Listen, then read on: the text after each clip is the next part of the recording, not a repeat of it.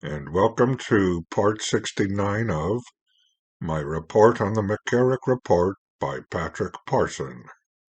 Today we start on page 271 of the 449-page McCarrick Report, where we begin Chapter 21, OEC Decision-Making and McCarrick's Activity Following Prefect Ray's Verbal Indications, 2007 to mid-2008. Cardinal McCarrick has been informed by Nuncio Samby of a request by Prefect of the Congregation for Bishops, Cardinal Ray, that McCarrick move out of the Redemptoris Mater Seminary and lead a reserved life of prayer on account of the allegations made against McCarrick. The result? Well, McCarrick remains a member or consultant of at least 9 USCCB committees. He continues on the board of directors of Catholic Relief Services. He remains chair of the Catholic Relief Services Foundation Board, stays counselor for the American Bible Society, and remains a trustee to the World Faith Development Dialogue. McCarrick also traveled to Croatia, Kazakhstan, Lebanon, Israel, Jordan, Albania, Syria, India, Nepal, Switzerland, Peru, and France, Italy, and Australia. Some of the visits were also attended by Pope Benedict XVI. McCarrick was also selected by Pope Benedict XVI to serve as a special papal envoy to the 7th Symposium of the Religion, Science, and the Environmental Movement in Greenland in August of 2007. So much for a reserved life of prayer. If that request had really come from the Vatican, wouldn't the Pope know about it?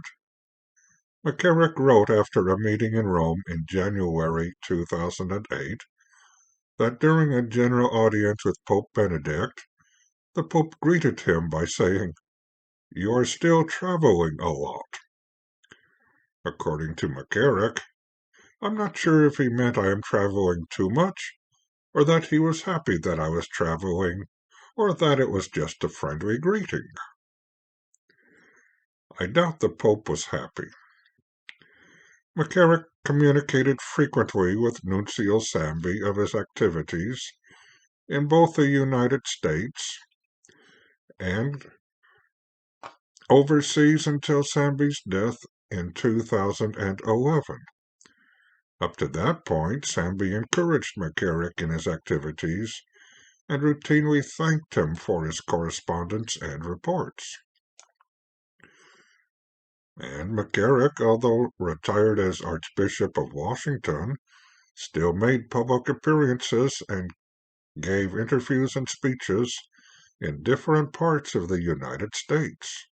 He also continued his fundraising and gift-giving activities in 2007 and 2008, making his customary gifts to individuals, including the Nuncio and Holy See officials, to churches in need, and to other charities.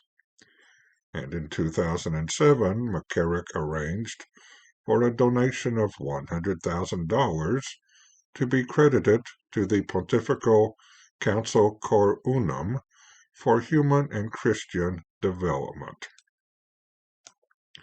During this same time, McCarrick continued living in the building that housed the Redemptoris Mater Seminary in Hyattsville, Maryland. According to the vice-rector at that time, who also served as McCarrick's part-time secretary, the building was divided into 3 wings, and McCarrick occupied one wing to himself for office and residence.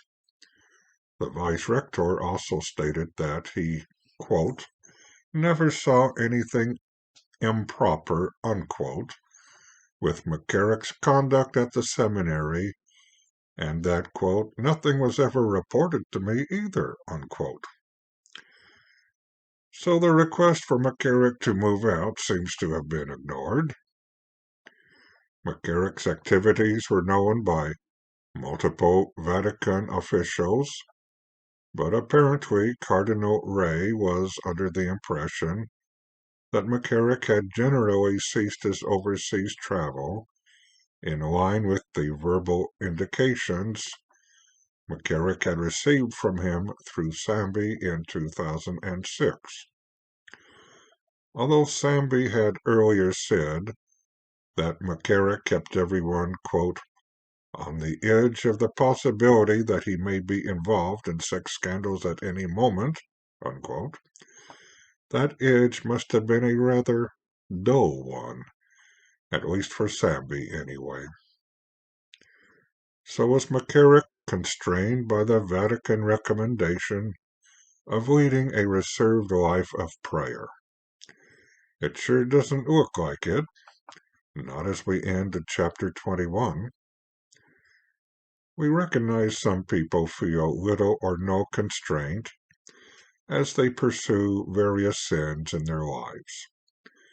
Let us try to steer our own lives towards God's grace and salvation by praying the Fatima prayer. O my Jesus, forgive us our sins, save us from the fires of hell, and lead all souls to heaven, especially those in most need of thy mercy.